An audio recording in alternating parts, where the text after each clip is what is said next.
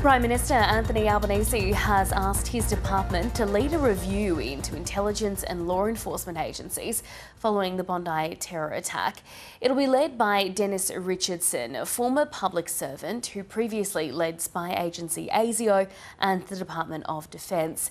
The review will examine whether agencies have the right powers, structures, processes and sharing arrangements in place to keep Australians safe. Our political reporter Tom Crowley has the details.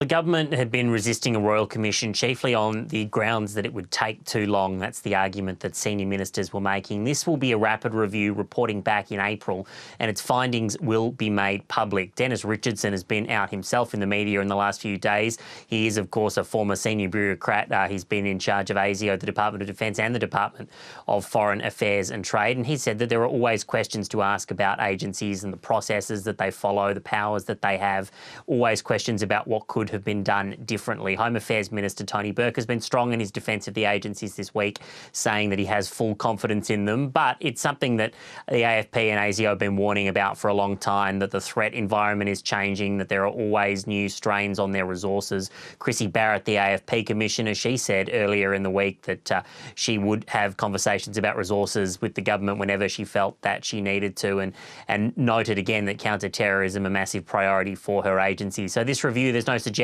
that the government is identifying at the outset anything in particular that agencies has done wrong, but it's a chance to look at all of the different processes they follow and in particular their information sharing arrangements, have a look at whether anything could have been done differently in this case, but crucially have a look at whether anything can be done differently in the future. It's the latest in a series of announcements that the federal government has made following meetings of the National Security Committee, which has met every day since the Bondi terror attack of last week. The government's announced that it will have a review of hate laws. It's announced a number of measures relating to the recommendations of anti-Semitism Special Envoy Gillian Siegel and a number of other measures, including some on gun control. This was the latest announced in Canberra, where Prime Minister Anthony Albanese was this morning.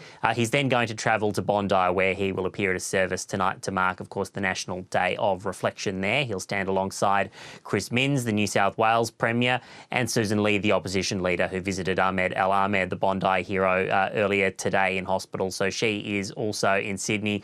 This move is not likely, rather, to shift the opposition's calls for a broader royal commission. They want that to focus not just on intelligence agencies, but anti-Semitism and the government's response to that in the lead up to the attack, and potentially any other broader range of issues relating to the attack. Independent MP Allegra Spender, whose electorate encompasses Bondi, she's also called for, whatever you call it, whether it's a royal commission or something else, an independent inquiry that has all of the information gathering powers of a royal commission. So some of the details about exactly what powers this review will have remain to be seen. It will be run through the Prime Minister's department and chaired by Mr Richardson, and presumably will be undertaken with the cooperation of the agencies. But in the next few months, I'm sure we'll find out more about that. All right, lots more to come on this, no doubt. Tom, thanks very much.